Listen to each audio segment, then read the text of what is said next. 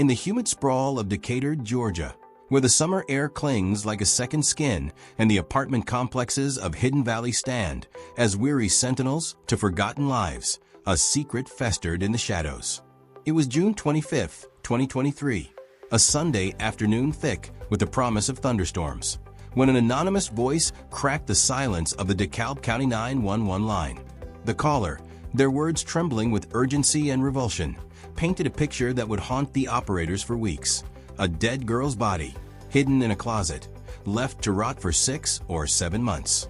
She wore a pink dress, her hair bundled in a childish puff, a ghost of innocence preserved in decay. The address was unremarkable. Unit 29 at 2815 Misty Water Drive, a low-slung brick building in the Hidden Valley apartments, where rent was cheap and dreams were cheaper still. Police arrived swiftly, their boots echoing on the cracked linoleum of an apartment that smelled of abandonment. Stale air, dust motes dancing in flashlight beams, the faint tang of mildew. They searched methodically, kitchen cabinets ajar, a child's toy half buried under a pile of laundry, the living room sparse and lifeless. Nothing. No body. The officers cleared the scene, chalking it up to a cruel prank or a fevered imagination. But the caller persisted, phoning again 2 hours later with the same chilling details. A third call came from a security guard, relaying a tip from a shadowy figure. A man who knew too much, perhaps Alondra Hobbs' own brother, who had stumbled upon the horror and fled, leaving her red purse as a breadcrumb trail of guilt. On their return, the officers zeroed in on the smallest closet, a narrow alcove off the bedroom barely wide enough for a broom. The door creaked open like a confessional, revealing not just decay, but a tableau of maternal betrayal. There, slumped in a battered stroller, was the mummified form of a child, no more than 7 years old, her tiny frame desiccated to the weight of a doll, her skin taut and leathery like parchment stretched over fragile bones. She was folded forward, her upper body draped over a dark comforter that had once been soft, now a shroud stained with the remnants of life. A reddish tank top clung to her torso, a diaper sagged in grotesque mockery of care, and her hair, once lovingly styled into a small puff, framed a face frozen in eternal silence. Dead maggots littered the cavity of her skull, pupa casings like forgotten confetti from a nightmare party. On top of the stroller sat the purse, red unassuming, containing an ID and bank card for Alondra Hobbs, 27 years old, the mother who had wheeled her daughter here and walked away. This was Olivia Naomi Jordan, often called Olivia by those who knew her briefly, a name that carried the weight of fleeting affection.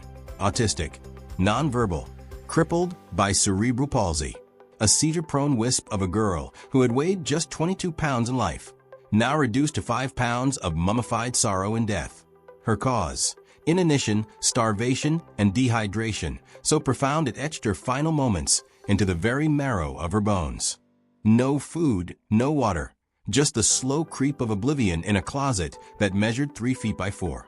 And in the months that followed, as investigators peeled back the layers of lies and loss, a story emerged, not of monsters from central casting, but of a fractured family where love curdled into neglect, abuse twisted into abandonment, and a child's cries echoed unheard into eternity. This is the story of Olivia, pieced together from police bodycam footage, interrogation tapes, autopsy reports, and the fractured testimonies of those who should have saved her. It spans the tender fragility of early motherhood, the grinding weight of disability, the venom of domestic violence, and the cold machinery of justice that, in April 2025, delivered a life sentence without parole to the woman who birthed her. It is a narrative of almost unbearable length, for only in its expanse can we confront the incremental horrors that led to this end, not a single act of rage, but 1,000 small surrenders to despair. Alondra Hobbs was 20 when Olivia entered the world on a crisp autumn day in 2015 in the bustling maternity wards of Grady Memorial Hospital, Atlanta. Alondra, a high school dropout with dreams deferred by circumstance, had met Olivia's father, a fleeting figure named Jordan, absent from the birth certificate and even more so from the delivery room. The pregnancy had been fraught, prenatal checkups missed, ultrasounds revealing early signs of trouble. Olivia arrived small, her cries weak and irregular, her limbs twitching in subtle defiance of the doctor's optimistic smiles. From the start, Olivia was different. At 6 months, the seizures began, subtle at first, a distant storm in her tiny brain, then raging tempests that arched her back and foamed her mouth. Cerebral palsy followed, locking her muscles in a cruel rigidity that turned crawling into a battle and walking into a myth. By age 2, autism sealed her silence. She communicated not in words, but in echoes, repetitive hums, fixated stares at spinning wheels, a hand flap that was both joy and isolation. Alondra, juggling part-time jobs at fast food counters and dollar stores, felt the weight settle like lead in her chest. She's special, the social workers cooed, handing over pamphlets for early intervention programs. But special needs demand more than sympathy. Therapies thrice weekly, medications that blurred the line between savior and sedative, nights blurred by monitors beeping like accusatory clocks. Alondra's own childhood offered little armor. Raised in Decatur's underbelly, she knew the sting of instability, a mother who worked double shifts, a father lost to incarceration, siblings scattered like leaves in a gale. By 2017, Alondra met Cameron Hobbs, a 30-something mechanic with a steady job at a local garage and a smile that promised escape. They married in a courthouse ceremony, quick and unadorned, and Cameron adopted the role of stepfather with initial gusto. He fixed Olivia's braces, pushed her stroller through parks where other children ran free, and whispered, "You're my little warrior," as he rocked her through seizures that left her limp and blue-lipped. But the idol cracked early. Cameron, burdened by child support from a previous marriage, chafed at the escalating costs. $900 monthly disability checks that barely covered diapers, formula, and the endless parade of specialists. Arguments simmered over dinner tables, Alondra accusing him of favoritism toward his biological daughter from a prior relationship, Cameron retorting that Olivia's fits drained them dry. By 2019, a second daughter arrived, a healthy, squalling girl they named after a flower, a burst of normalcy in their storm-tossed home. Then, in 2021, a third, another girl, born premature but thriving, her laughter a counterpoint to Olivia's silence. The apartment at Hidden Valley became a pressure cooker. Rent at $1,200 a month ate half their income. Utilities flickered like unreliable allies. Neighbors in the complex, a mix of young families, retirees, and the quietly desperate, recalled the Hobbses as polite but withdrawn. Alondra, with her quick laugh and braided hair, would wave from the balcony. Olivia buckled into her stroller like a porcelain passenger. But whispers spread. The screams at night, not Olivia's seizures, but adult voices raised in fury. A March 2022 police report documented a domestic dispute. Alondra alleging Cameron had choked her, leaving bruises like purple signatures on her throat. He denied it, claiming self-defense against her hysteria. No arrests, just a file stamped and shelved. Olivia's needs intensified. At 5, she required a custom stroller, reinforced, with straps to prevent falls during spasms. Her medications, Keppra for seizures, melatonin for sleep, piled up in orange bottles on the kitchen counter. Alondra missed appointments. Prescriptions lapsed in August 2022. The Department of Family and Children's Services, DFCS, knocked once, twice, but Alondra's charm deflected them. "We're managing, officer. She's just having a tough week." Cameron, meanwhile, began distancing himself, sleeping on the couch, then at his mother's house across town. By late 2022, he petitioned to be removed from the lease, citing irreconcilable differences. The property manager obliged, noting no signs of distress, no mention of children, no frantic pleas. In the quiet moments, Alondra scrolled Facebook, posting selfies with her younger daughters, captions like "blessed" and "highly favored 2 hearts." Olivia's photos stopped appearing. To her mother and sister, Alondra spun tales. She's with her grandma in Albany, getting special care. The lie took root, fed by Alondra's exhaustion, her growing reliance on methamphetamine to blur the edges of her days, a drug that seeped into her hair follicles, later detected in Olivia's post-mortem toxicology as chronic exposure, a toxic inheritance from breast milk or proximity. February 2023 marked the fracture. The apartment lease hung by a thread. Eviction notices yellowed on the door. Cameron had taken the 4-year-old, his biological child, for an Easter visit in April prior and refused to return her, citing bruises he attributed to Alondra's rough handling. Alondra, alone with the 2-year-old and Olivia, felt the walls closing in. One evening, after a seizure that left Olivia rigid and unresponsive for hours, Alondra wheeled the stroller into the closet. Just for a minute, she might have told herself, buckling the straps tight. Straps Olivia, with her weakened hands, could never undo. She left a bottle of water, a bag of chips, perhaps a few crackers, gestures as futile as prayers in a vacuum. The door clicked shut. Alondra gathered her youngest, fled to a friend's couch, then a motel in Marietta. The closet became Olivia's tomb. Weeks bled into months. Alondra bounced between shelters and sympathetic acquaintances, her phone lighting up with DFCS inquiries she ignored. Cameron, ensconced at his mother's, raised the 4-year-old in a semblance of stability, though shadows lingered. The girl, in forensic interviews months later, would draw stick figures with angry faces. The other sister, the pink one in the dark. Skeleton. Makes me sad. Her words, elicited by a child psychologist in a room painted with rainbows, pierced the investigation like shrapnel. She spoke of daddy hitting, of blood and fear, but also of a bad mommy who locked the door. Back at Hidden Valley, the apartment festered. Neighbors complained of odors, first mistaken for garbage, then something fouler, like meat left too long in the sun. The manager, a harried woman named Ms. Ramirez, posted eviction flyers, changed the locks. But the unit sat empty, a ghost in the ledger. Alondra's brother, perhaps driven by guilt or a tip from a mutual friend, entered in early June 2023. He rifled drawers, pocketed cash, then opened the closet door. The sight, a mummified child, eyes sunken into sockets like black pits, skin cracked like desert earth, drove him fleeing into the night. He left the red purse behind, an inadvertent beacon, and made the anonymous calls, his voice disguised by static and shame. Police bodycam footage captures the discovery in raw, unflinching detail. Officer Ramirez, stocky, mustached, voice steady as granite, peers into the gloom. Jesus Christ, we got a body. Female, juvenile. Decomp, severe.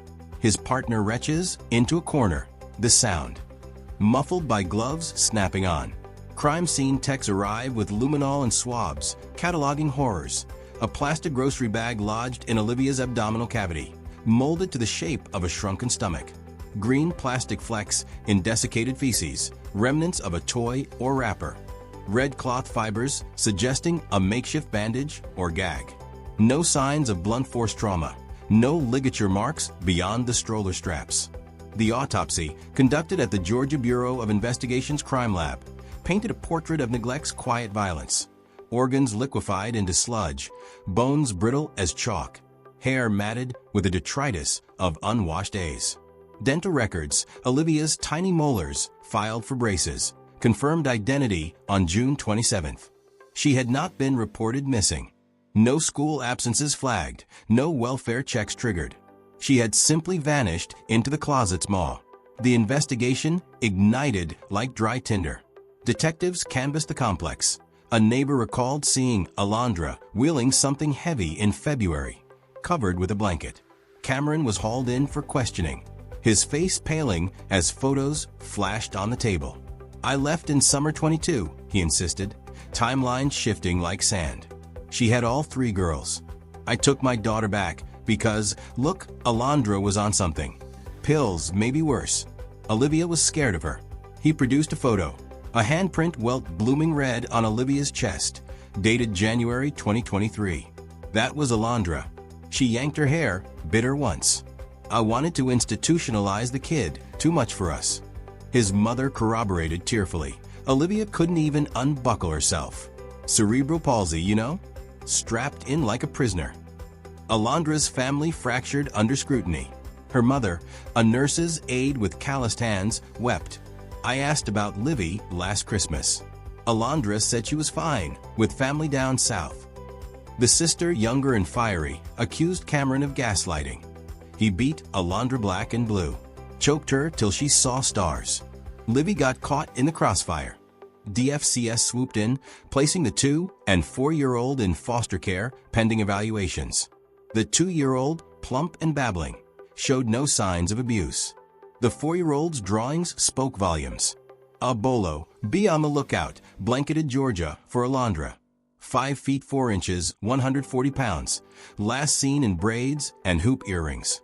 On June 29th, for days after the discovery, Marietta PD spotted her at a budget inn, checking out with a toddler on her hip. She didn't run. In the interrogation room at DeKalb headquarters, fluorescent lights buzzing like angry hornets, Alondra faced Detectives Hale and Gwynn.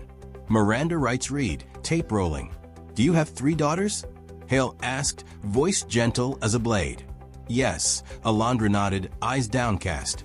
"The baby with me, the middle one with Cameron, and Livy, she's with him too.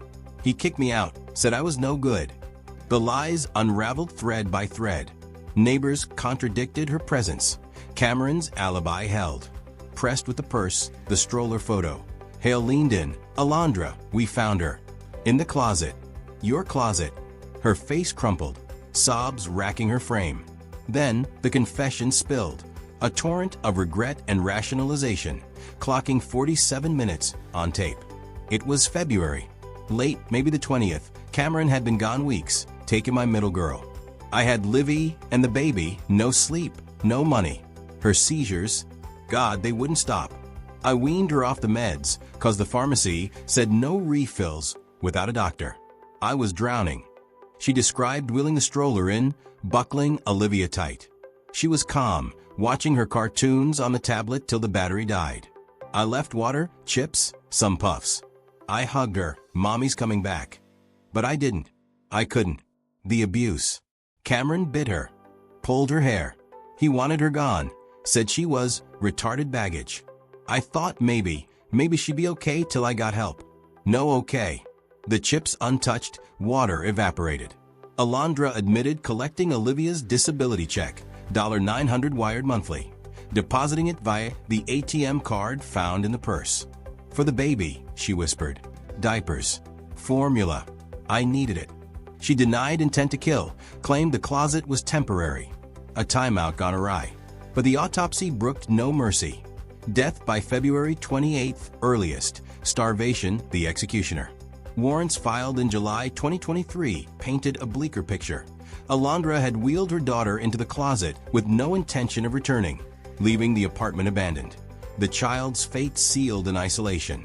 Neighbors later recalled Alondra's excuses for Olivia's absence. "She's with Grandma," a cover story that fooled even family. Her Aunt Latriance Robinson lamenting, "Olivia wasn't supposed to be in no closet. She deserved to live a little longer than she did." Indictment came swift in September 2023. Malice murder, 2 counts of first-degree cruelty to children, 2 felony murders, the latter later intertwined in the final charges. Alondra, held without bond at DeKalb County Jail, navigated the labyrinth of public defenders and plea deals. Hearings dragged. December 2023 delays due to medical evaluations. Her time in the hospital post-arrest, revealing the toll of her unraveling life. Her trial loomed like a guillotine, but in April 2025, 2 years after the discovery, as spring bloomed mockingly outside the courthouse, she entered a non-negotiated guilty plea. District Attorney Sherry Boston, her voice steel in the packed courtroom on April 23rd, detailed the horrors. Olivia Jordan did not deserve the slow, painful, and lonely death she suffered at the hands of her mother. "I extend my deepest condolences to her family, and I hope that they take some comfort in knowing Alondra Hobbs is being held accountable for her actions." Judge Letitia Deere Jackson, eyes rimmed red, sentenced Alondra to life without parole, plus concurrent terms. "A cage for the caged soul." "You were her protector," the judge intoned, though records show the plea encompassed malice murder, 2 counts of felony murder, and 2 counts of first-degree cruelty to children. Alondra, in orange jumpsuit, head bowed, offered no apology, only a murmur. "I failed her." She had told investigators the burden was too much, Olivia's autism and seizure act, cerebral palsy overwhelming.